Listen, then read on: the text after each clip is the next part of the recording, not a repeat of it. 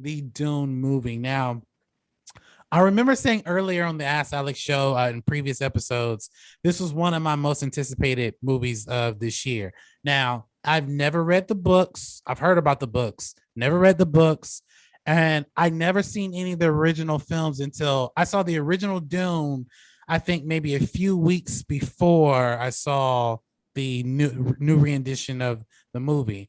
And the original film is actually pretty good for what it is. It's definitely a long sandy film, but but I kind of felt like that. I kind of felt like they were going to take a lot of those cues from the original film into this one. Now, when I went into this film, again, not knowing the original source material or whatever, I really enjoyed it because of how visually it was. I saw it in a the Dolby Cinema, and I don't know. Every time I'm in that theater, whatever movie you're watching, it just brings you in into the visuals. I mean, the flying car, well, not cars, but the flying spaceships and the sand and the fight scenes were all there. I love Jason Momoa's character. He Like, was great. oh my god, I want him to be my big brother. Like this dude was freaking amazing. Timothy Chalamet's character also amazing. I really enjoyed it. Now I will say this: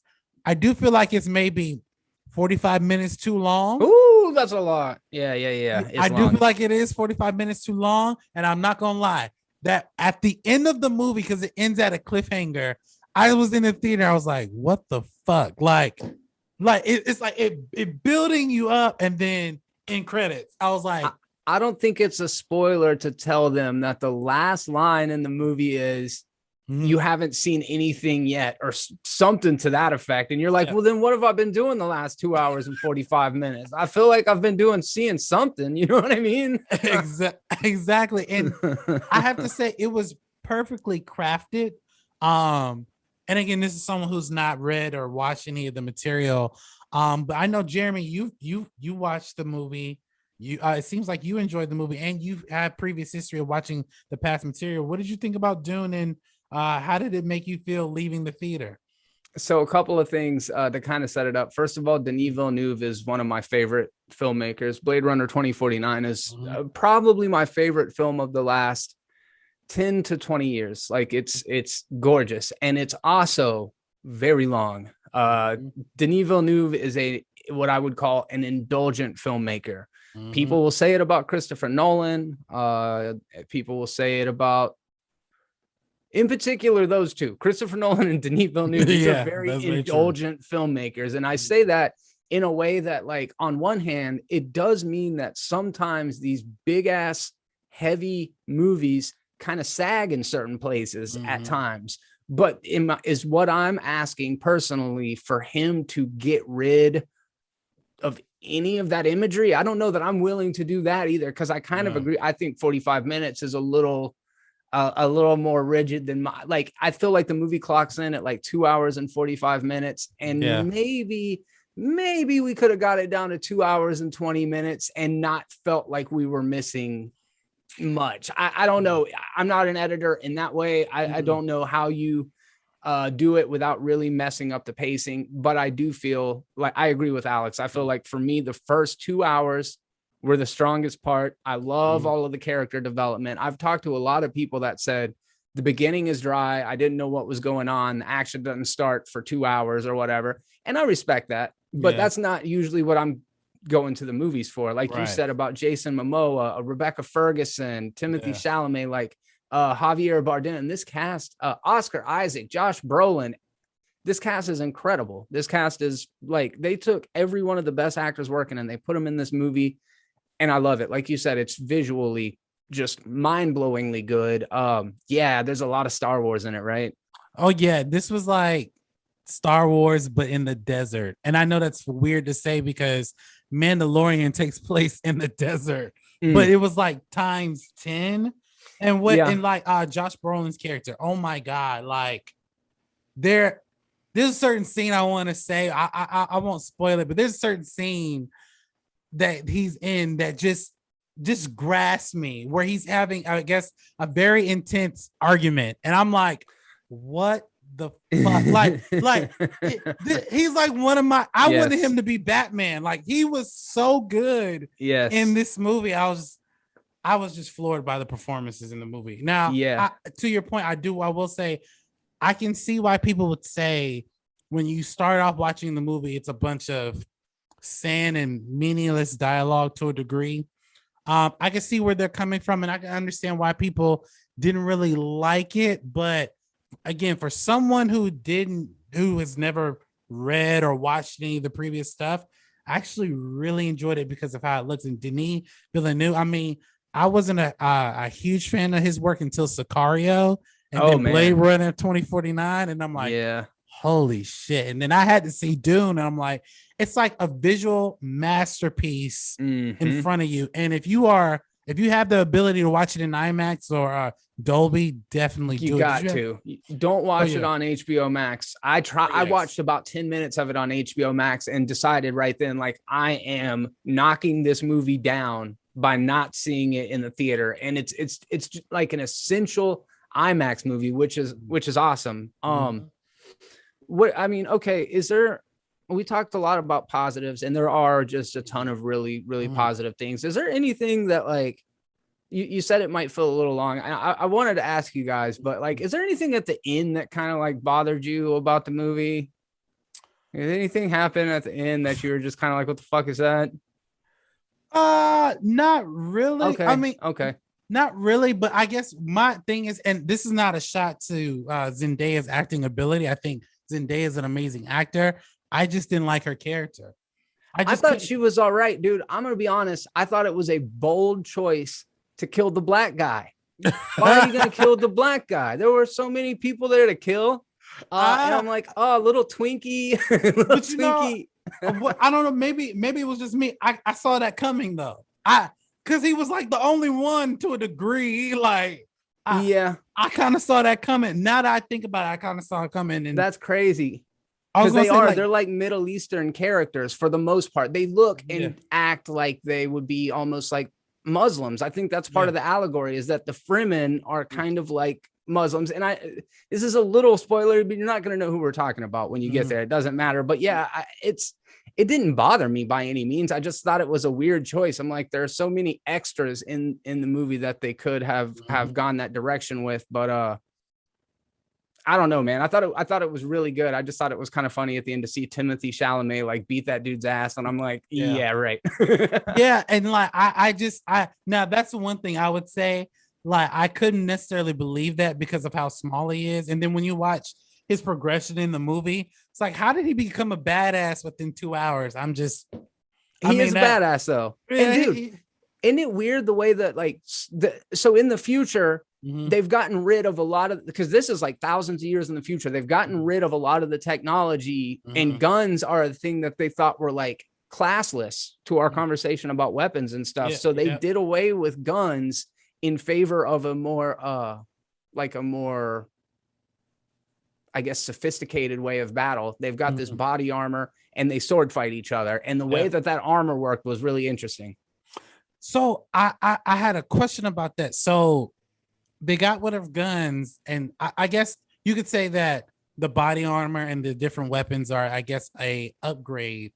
But it seemed like to me, especially when Timothy Chalamet is in that gold body armor, it seemed impenetrable. My question is that, okay, how is what you're doing now more sophisticated than, I don't know, an actual gun in this case? Like, because like there are people who, like, I don't know, did you see this in a movie where it took too long for certain individuals to die in the midst of the combat scenes? Like, with the fighting and the swords, like they're, don't get me wrong, it's not like they're dying and it takes them a long time to die, but when you see them drop, it's like they're not dead, but they're dying in a sense. Like, and I'm not gonna say anything other than you and one character is coming back for the sequel. There's no way that character is gone, despite what we saw. He will be back. You know what I mean? But I wanted to ask you before we wrap, do you think they'll make a second one? They got to, dude. With them, I mean, with Discovery coming in, but also how it ended, because the cliffhanger, like, by the way, before I finish what I was about to say, when you watch the movie, you have to go into knowing that this movie was to set up other movies. So when you watch the end of the movie, it's a humongous cliffhanger where you will leave the theater like, what the fuck just happened? Like, yeah, a little bit. so and that's why when I asked Jeremy the question, do you think they'll make another movie? With it being on HBO Max and then also in theaters, it did well this weekend, and I believe it did well overseas. So I'm hoping for another movie. But do you think Denis Villeneuve will come back, given the fact that he didn't like the fact that they put it on HBO Max? And this movie is, I think, I wouldn't say a masterpiece, but it's a visual masterpiece, Yeah. if anything. How full was your theater?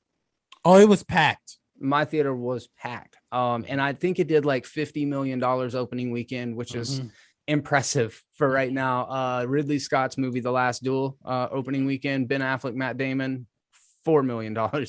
So that just kind of shows we're talking a different category of movies again, which is great, because this movie was a financial disaster. I thought this movie right here was the one that was going to kill Denis Villeneuve's career. But the new guy running HBO basically said, these days we are tracking what makes a successful movie in different ways. Like The Suicide Squad just now came out. It was kind of a box office bomb. I mean, it didn't do super well. It certainly didn't do what they wanted it to. However, it piqued interest in the original Suicide Squad. It piqued interest in the animated movies. So there's an uptick in all Suicide Squad IP. Like, it's not just about the movie. There's a Peacekeeper show coming out with John Cena.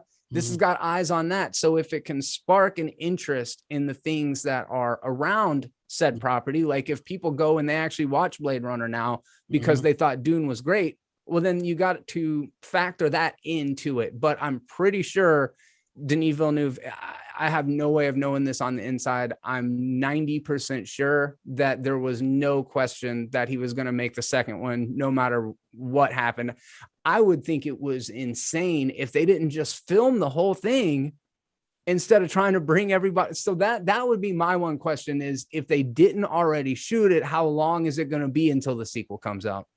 I mean, that's a good question, because when you look at something like The Hunger Games, they filmed the last film within a year and divided it into two parts. Yeah. Because it was cheap. It was financially cheaper. And when you shoot films like that back to back, it's financially cheaper. Now that the fact that they only shot one film, and let's just say that film took maybe about at least 6 months to film, but a year in post-production, I can only imagine how far they're going to go in the second film. Because again, when you watch this movie, it's visually stunning, great storytelling, but visually stunning. And you had to spend at least a year in post-production. And for me personally, I would hope he would come back, and if he's going to do a second one and a third one, shoot those back to back. So if this pandemic goes crazy, even more crazy than what it is now, at least we'll have something to watch during the time we're getting. It'll take up the entire time, dude. At this length, we just watch all 3 Dune movies and the shit will be over, like, because they are long. But it's funny, dude. We were talking about indulgent filmmakers. We talked about Nolan and Denis Villeneuve. Those are 2 guys that were directly affected by the way that Warner Brothers switched their strategy to do day and date releases. So I think you've got a really valid question. What is the relationship like behind the scenes now? And we can only really speculate, but dude, if there is not a second Dune, then it's one of the dumbest, most pointless movies I've ever seen, despite being a masterpiece at the same time, which is a crazy situation to be in. But who wants to read a half of a great book and then be like, well, too bad. It's like George R.R. Martin with the freaking Winds of Winter, dude. Write that book, George R.R. Martin. Anyways. Yes. And to Jeremy's point, and he's right, it would be a pointless thing. The one thing I would say is that if Denis Villeneuve didn't come back and do the second one, I would have a hard time swallowing that pill, because I don't know how a different director would do with the second version of Dune. And also, to his point about Christopher Nolan, I mean, Christopher Nolan got screwed to the point where he went to Universal to produce next. Yeah, he went to Universal to produce his next Christopher Nolan film. Just Wow. think about that. Like Denis Villeneuve, he can't take Dune to Universal, obviously, but if he wanted to produce another film of his of another original film, he can go to any studio if he feels like Warner Brothers and Legendary are not really supporting him. So just I would just hope that once Discovery guys take over and all this stuff is like over with the pandemic, we can get another Dune within the next 2 to 3 years. But I would have to say, if I had to rate it, I would give it probably like an 8 out of 10. Ooh. Visually stunning, the dialogue, cast, amazing. There were some things that did feel like you will feel like there's some pacing issues where it does take a little bit too long in some of the scenes, but the moment when things start going, it's like you cannot take your eyes off it, at least in my opinion. Now I think Ian saw it too, but I'm not so sure if he really enjoyed it the same way we did. So I would No, have I to don't bring him think he back to did all ask. that much, which I was kind of curious why. We'll hopefully be able to talk to him about it next time. I Definitely. co-sign it almost everything you said, man. I want to push it a little bit higher than a 4 out of 5 or an 8 out of 10, just because I do love this filmmaker so much. I think that's I think that's really fair, though. I think a 4 out of 5 is really fair. I might say somewhere between a 4 and a 4.5 out of 5. You're not going to find many movies better this year. I don't think so. Yeah, I highly recommend checking it out. I'd love to hear what everybody thinks about it. Yeah, so guys, if your theater is open and you want to check out Dune, definitely go check out Dune and tell us what you think in the comment section below. Let us know your thoughts.